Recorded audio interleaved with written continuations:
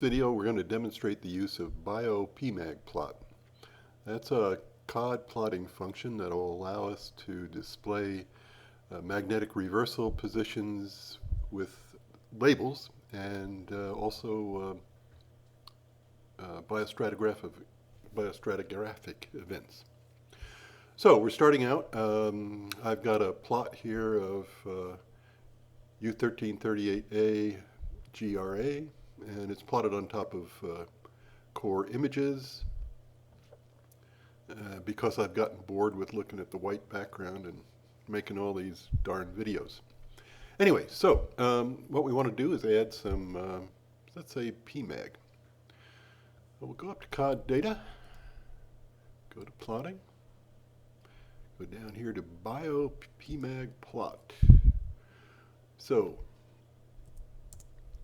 I'm going to do U1338A. The datum folder is going to be U1338PMAG. Data wave with the whole ID is going to be whole.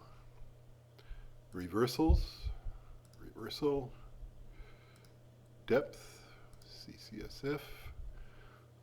There is no uncertainty wave, and they're plotted versus depth. So let's do it. Now, this is adjustable, and I'll show you that in a minute. We'll just leave it at 2030 for the moment. Bottom axis, we can plot the labels horizontally, vertically, or at 45-degree angle, and you can change the font. Maybe I'll make it a little bit bigger so you can see a little easier. Okay, here we are. Here are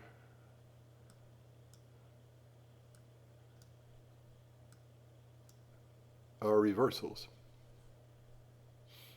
And these are tags. They're not actually tagged to the data, but they're tagged to a spot. And you can move these around fairly easily. Just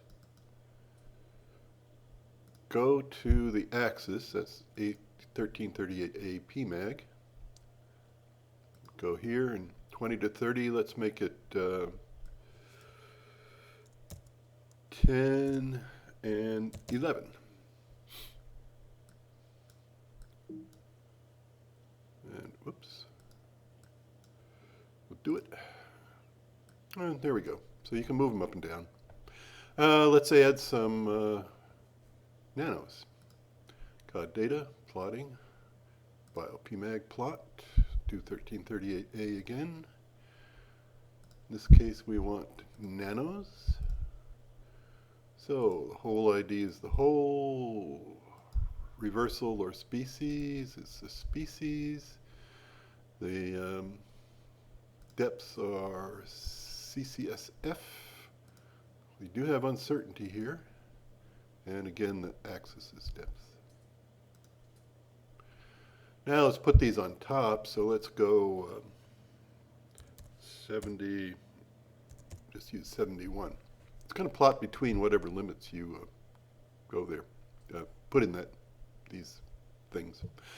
Bottom axis, 45 degrees. Same thing with the font size. And there we go. So we plotted nanos, and we've also plotted reversals. Now we can plot other holes on top of these so that we can see how well these identifications in terms of depth are holding up. So let's go back up to COD data, plotting, bio PMAG plot. Let's do 1338B. Let's do nanos again. And we want nanos whole and species and depth and uncertainty. Let's plot it. Use the same stuff. Let's shift it though. Let's make it 8081.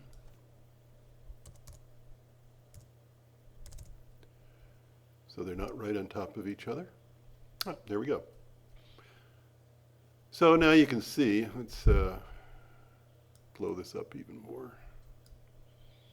There we go. You can kind of compare how we're doing. For instance, this is the uncertainty of these two different holes. So this is hole A, this is hole B, and you can see there's a little overlap in the uncertainty, so this probably would be where you'd want to pick the event. And those are pretty good. And so on and so forth. Let's throw C on just for the heck of it. Data plotting, bio-PMAG plot, C. We'll continue with that. We want nanos again. We want whole, species,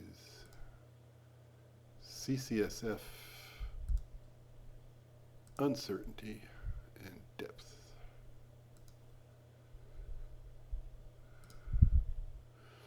There we go. Here's C next to B.